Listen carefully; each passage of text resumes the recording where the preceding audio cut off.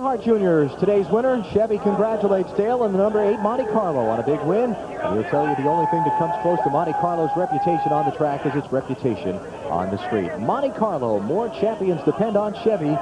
We'll be there. Wilson and Dale Earnhardt Jr. in the winner's circle, Bill Weber. Well, Dale Earnhardt Jr. has arrived here with his co-driver Wilson, and now a very patriotic salute from the winner of the MBNA, Cal Ripken Jr., 400. And you might be able to guess what the beverage of choice is in Victory Lane. Wilson getting a lot of credit for an outstanding run. And we knew that was coming.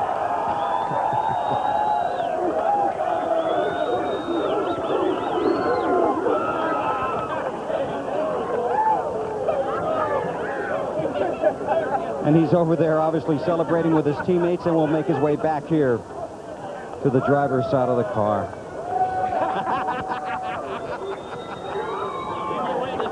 No, that's okay. I wouldn't have minded. Well, certainly an emotional day, a huge race, a great win. Congratulations.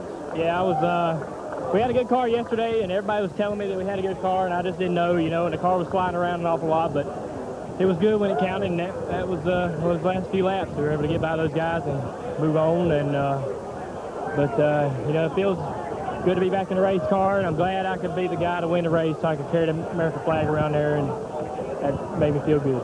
You made a little cash for the rescue efforts today, too, out of your own pocket. Yeah, I actually donated $100 a lap and $10,000 for every pit stop under 14 seconds by my guys. And I think the total's around 70 to 80, maybe 90 grand. So. But we won today, so I add on to it helped. Dale, on the racetrack, early you must have known your car was pretty good. Getting around Craven, you obviously wanted to get to the front.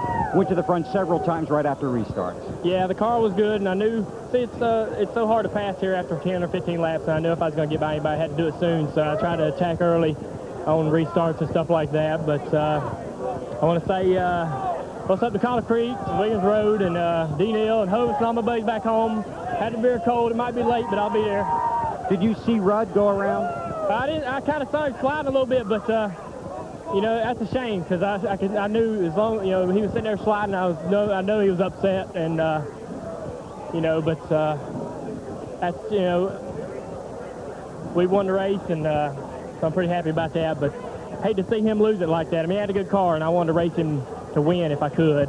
And we were kind of catching him, so it'd have been fun. Now, tell me about your co-driver, Wilson. Will he be back again next week? I don't know. Wilson seems to be good luck. Actually, I told my guys that racing at Darlington was like being on a deserted island. You're all by yourself. And next time I'm going to carry a volleyball with me like old Tom Hanks did in Castaway. It's a great movie, one of my favorites. So I got here this weekend, the guys had one strapped in there, and he was there all day. I was patting him on the head with 10 to go, ready to go. Congratulations. All right, thanks a lot. Dale Earnhardt Jr. brings the red, white, and black to victory on a day when we salute the red, white, and blue. Marty? Well, Bill, not quite the celebration for Ricky Rudd. You obviously had the best car there at the end of the race. What happened with you and Rusty Wallace? Well, Rusty, I don't know what was wrong with him. He was off the pace. Something was wrong with him. I guess he needed a caution. I was laughing at him, and I guess he needed a caution and decided to wreck the leader. I've never seen nothing like it. I know he's got the nickname Rubberhead in the garage area. Now, I never understood it, but I understand it now. Some very strong words between you two. What was said in the garage area? Well, it was just a sort of a one-on-one discussion, and we didn't discuss too much. It's too big of a crowd around, so we'll discuss it later. I know it's difficult to have perspective, but this was a great run for your team, Ricky. Well, it really was. I mean, Little E, he was definitely very, very fast all racing, and he faded there for a long stretch, and he was a fast guy at the end. Like I said, when we spun, we did something to the car. I don't know if I banged the fender up or something. It's just a shame you got to deal with nonsense like this. I used to have a lot of respect for that guy. I wouldn't give him 2 cents right now. Can you describe the disappointment? It's just kind of hard to put it in words. I guess the only thing that keeps me going. I think about what's going on here, and I look at the world's problems. This isn't too bad. All right, they finished top 5 today, but somehow doesn't feel like a top 5, Matt. And Marty, the other member of that duo is Rusty Wallace. And Rusty, first off, what's your take on the incident between yourself and Ricky Rudd? Well, my take on the incident, he was getting ready to lap me, and as he wrapped me, he run into me in the back straightaway. And as I went down the corner, I just stood in the throttle, tried to pass him on the outside. He slowed up a little bit, I got the tail end of him. That's my story. A lot of speculation, possibly a payback for the post-race incident at Bristol? No, that wasn't payback. We're going too fast to do stuff like that, but he's got to quit. his memory's pretty short. He ran the crap out of me at Bristol, you know, and now he forgets about it. You know, I named the guy a conehead a long time ago. I think I'm going to name that dude that. He's got a hell of a problem out there, I tell you. You did have a slight conversation with him in the garage, Jerry. What took place? Oh, he was hot because he was leading the race and he got spun, you know, but I'd be hot too.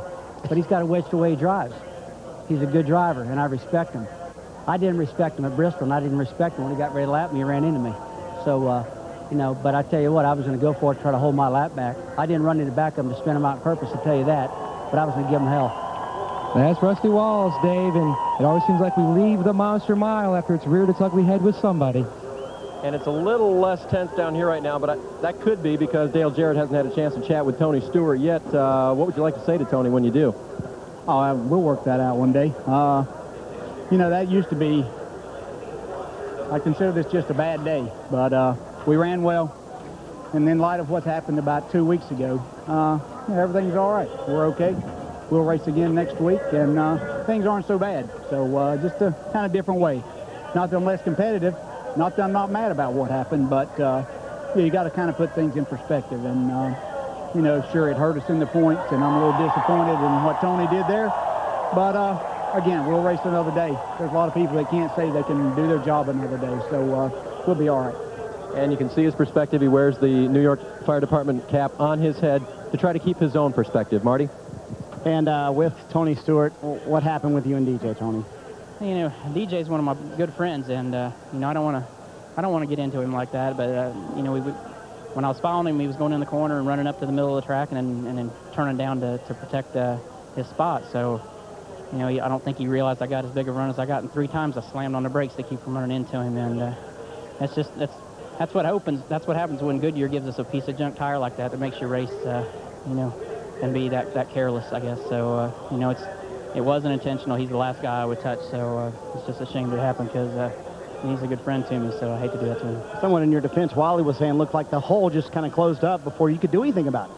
And with the line he was running, you know, it did, but you're running that line like that, you're subjecting yourself to somebody getting under there in the middle of the corner, and I did. I got a good run, and, you know, I followed him off of 4, and that's as close to him coming off of 4 as I've been all day. So, you know, when I got down to the bottom and got on the gas and ran through the center of the corner like I had all day, I got under there a little further than I think he thought. And, you know, when he came down and there wasn't anywhere for me to go, I cut down and got down to the apron, and there wasn't anywhere else I could go. So what you're saying is very unintentional what happened? Oh, absolutely. I mean, he's the last guy I would want to hit on purpose. So, you know, I don't want to hit anybody on purpose. I'm so tired of seeing guys I race with get hurt, and you know, it's hard. All right, Alan, good finish, though, for Tony Stewart today.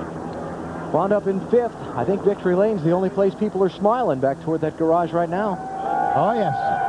You know, this is like a short track situation, just like we've been to Martinsville or Richmond someplace. There we see Rusty Wallace, Ricky Rudd. They're discussing things. And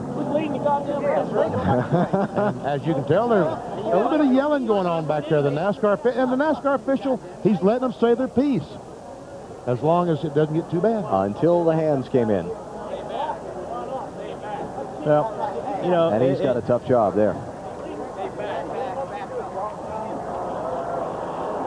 Ricky should be mad. I mean, that was a BS deal, dude. But on the other hand, I'm glad finally Rusty Wallace, somebody said, yeah, that's what I did.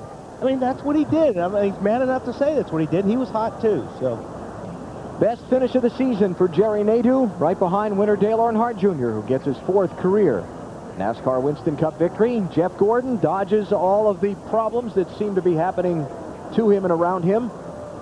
See, Elliott Sadler finishes back in 14th. He was the last car on the lead lap. Todd Bodine, the first car a lap down. Jeff Burton, 21st. Kenny Wallace, after the 2 unscheduled pit stops, 22nd. Here's 31 through 40. We see most of these cars out of competition. Mark Martin was on the racetrack. And Bobby Labonte, after that incident early on in the race, will finish 36th, 142 laps down. And Kyle Petty, the first one out after just 13 laps with an engine problem. Again, Jeremy Mayfield involved in a hard crash, but he was released after a check in the local hospital. Nothing more serious than bruises and a chipped tooth. And our championship standings now with 9 races to go. Ricky Rudd gains but 10 points on Jeff Gordon today. And Tony Stewart and Dale Jarrett swap the 3rd position. We'll be back with more post-race coverage from Dover Downs International Speedway in just a minute. You're watching NASCAR on NBC.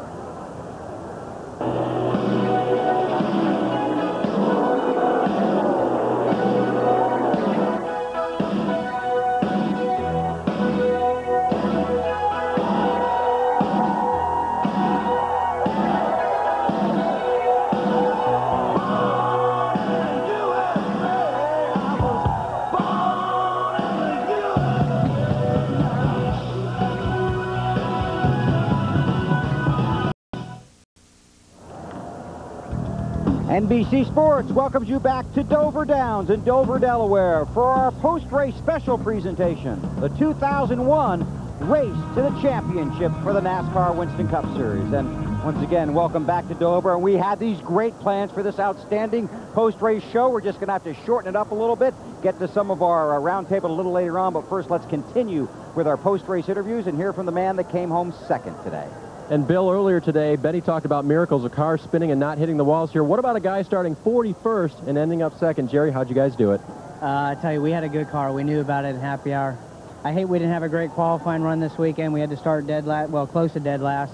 And we passed a lot of cars today. We stayed out of trouble. Been real patient all day long. We had some little bit of tire wear in the right front, and Tony kept telling me, be careful, just take care of your right front tire. But there at the end, I didn't have much for Junior. He had a good car.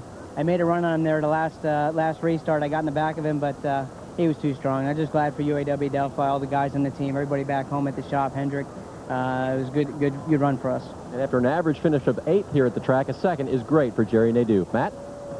Now, if Jeff Gordon was a prize fighter, he would have struggled in the early rounds, but you certainly came back in the 15th to have a good battle there at the end. 4th place, Jeff. We had a great car there at the end. You know, we just had trouble getting our track position, but you know, that's what happens when you start 23rd, and I knocked the left front fender in one time when me and Ricky Craven accidentally got together, and then I hated that I got into Ron Horn today. We just come off there, I lost the front end, got into him, and knocked the right front fender, and so we spent so much time in the pits fixing things, we couldn't ever get a good, clean, smooth pit stop until finally there at the end, and got some decent track position. I know I must have passed 300 race cars today. I mean, we had a good car.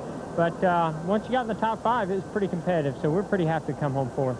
Unofficially, you only lost 10 points, now a 212-point lead going into a new racetrack, and you've done well at new racetracks in the past. You won the inaugural Indy race and also California. Well, I do feel good about going to Kansas City. We tested real well there. And, you know, this team is real strong. I mean, that's what we got to do is fight like we did today. But you got to look at who's strong. 28 and 88, those guys are real strong. I mean, Dale Jr., he wore us out today. He won the race. He had the best car. But those guys are tough everywhere we go, and I expect to see that every weekend. The 3-time champion showing his championship prowess, chasing a 4th title, Bill.